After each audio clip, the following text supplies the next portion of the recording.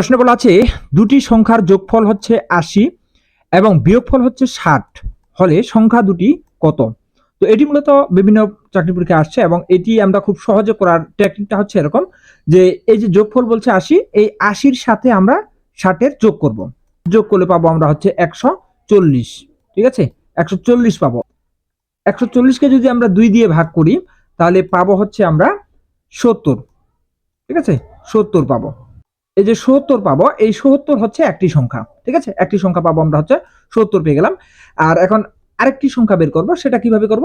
এই ৮০ থেকে ৬০কে যদি আমরা বিয়োগ করি, ঠিক আছে, মাইনাস যদি করি, তাহলে আমরা কত পাবো? ২০ পাবো।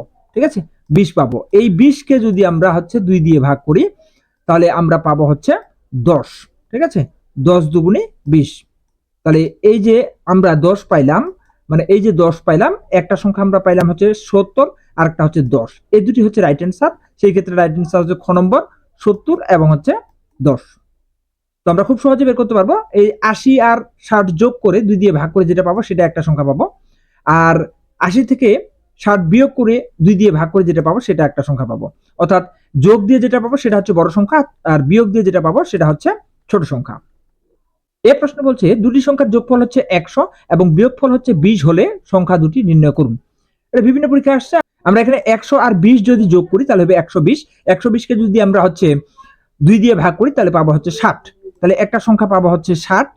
আর এই ১০০ থেকে ২০ বিয়োগ করলে পাবো হচ্ছে ৮০। ৮০কে যদি আমরা ভাগ করি তাহলে পাবো হচ্ছে ৪০। তাহলে একটা সংখ্যা পাইলাম ৬০ আর একটা হচ্ছে ৪০। তো আমাদের বলছে সংখ্যা দুটি কত, তাহলে একটা সংখ্যা ৬০, একটা হচ্ছে ৪০। রাইট অ্যান্সার হচ্ছে গ নম্বর অপশন ৬০ এবং ৪০।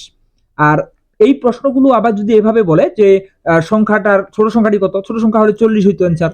আর যদি বলতো বড় সংখ্যা কত তাহলে ৬০ হতো অ্যান্সার।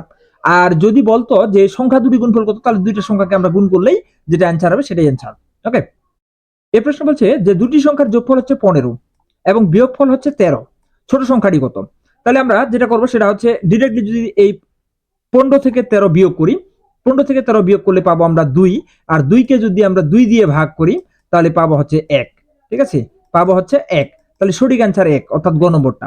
আর যদি আমরা যোগ করতাম, অর্থাৎ ১৫ আর ১৩ যদি আমরা যোগ করি তাহলে পাবো হচ্ছে ২৮। ২৮কে যদি আমরা হচ্ছে ২ দিয়ে ভাগ করি পাবো ১৪। তাহলে ১৪ হবে তোমার হচ্ছে বড় সংখ্যা, এটা হবে বড় সংখ্যা। তো এই টাইপের অঙ্কগুলো বিভিন্নভাবে পেজ দিয়ে আসতে পারে। যেমন এখানে বলছে ছোট সংখ্যাটি কত, ছোট সংখ্যা ১ পাইলাম, বড় সংখ্যা হলে ১৪ হইতো, ঘ নম্বরটা হইতো।